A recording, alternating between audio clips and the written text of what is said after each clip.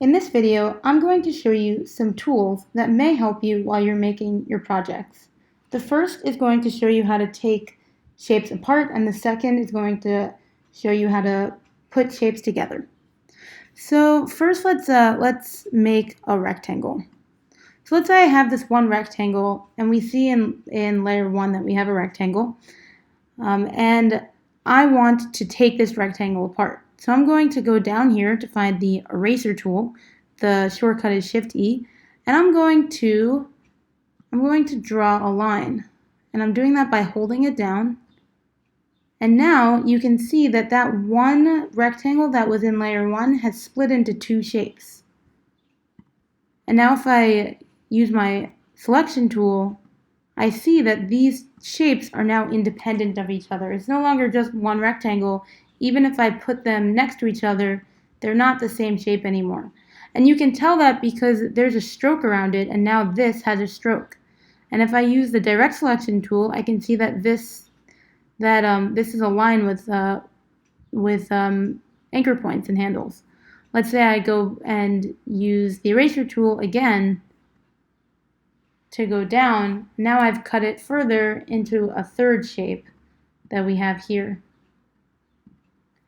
And you could keep cutting them. What's good about the eraser is you could kind of draw funky lines if you were so inclined, and you can make it at interesting shapes if you needed to. What I've just done was accidentally isolate this one layer, but we can get out of it by clicking the arrow. Okay. Now another way that you can cut shapes apart, it's under the eraser. If you click that and hold down, you see the scissor tool. What the scissor tool will do will cut open your shape. It still splits it into two, but it splits it into two open shapes, as opposed to the eraser, which has given us two closed shapes. So I'm going to use the scissor tool by just clicking on the line. That's going to add a point. And then I'm going to click here, and I've just cut the shape into two, but it's two open shapes. You can see that there's no stroke anymore over here, which shows, it indicates that this shape is closed. Now what you can do to close it is hit the direct selection tool. That's the letter A, and then I just selected that point, and now I'm hitting Shift, and I'm going to select this other open point. And if you hit Command in a Mac or Control in a PC, Command J for join, you can close that shape.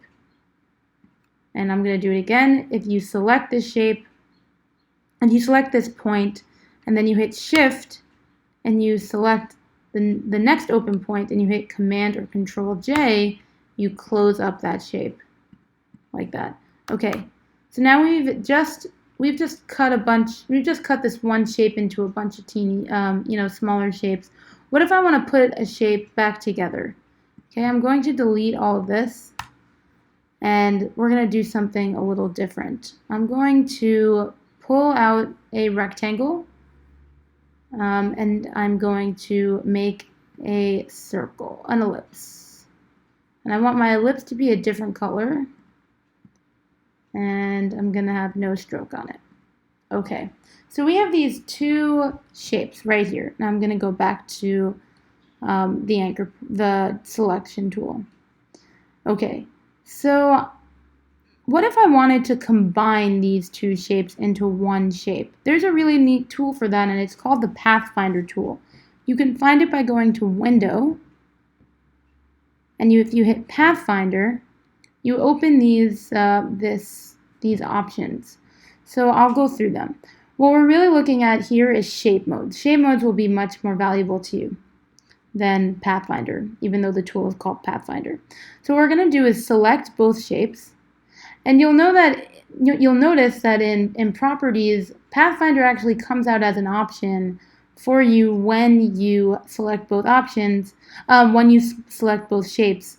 But let's just look at this. This icon, if we click this, it will join these two shapes into one. So I'm going to click it, and now this is one unified shape. I'm hitting Command or Control Z to undo.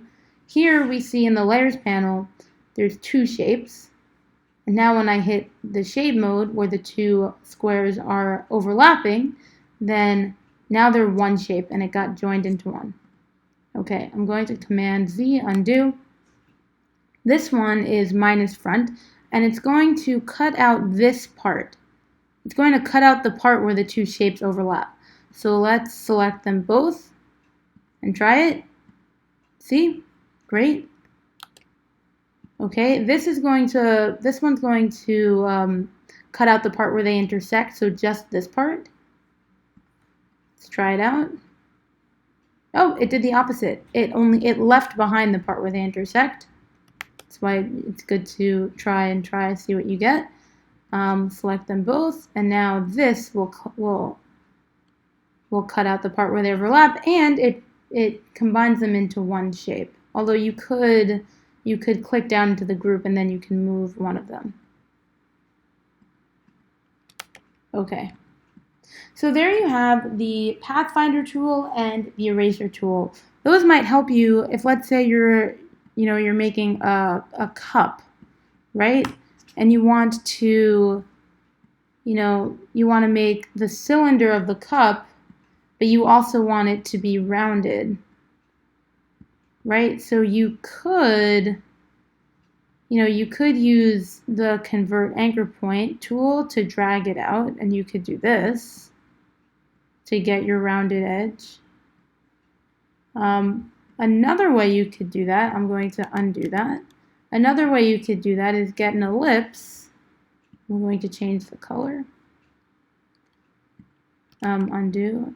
I want to click away, and now I'm going to make a new ellipse with a new color. And if I now make this ellipse like that, and then and I want my ellipse to be the same dimension. I want to have the same angle for the top and the bottom, so I'm going to duplicate this, and you duplicate it by having the shape selected and holding Option down, and that duplicates it. Now I have this ellipse which shows the inside of the cup, and if I want to bring it down to the bottom, so I can add to the bottom of the cup, I've just made this shape. There we go. Now the top of the cup works, but the bottom doesn't really. So what I'm going to do is now add, and the reason that the top works and the bottom, either the top would show or the bottom, that's perspective. You'd either see the opening of the bottom or the opening of the top. Let's see the opening of the top. I'm going to click these two and combine the shape, and if we do that, now this is on top, we want it to be on bottom, I'm going to drag it down. Now we have this cup where we see the inside and we have a bottom with an ellipse. So there are a lot of things that you could do with these tools. This is very simple shape. The more complicated the shapes, the more useful these the eraser and the Pathfinder tool are. So I hope that helps, and please let me know if you have any questions.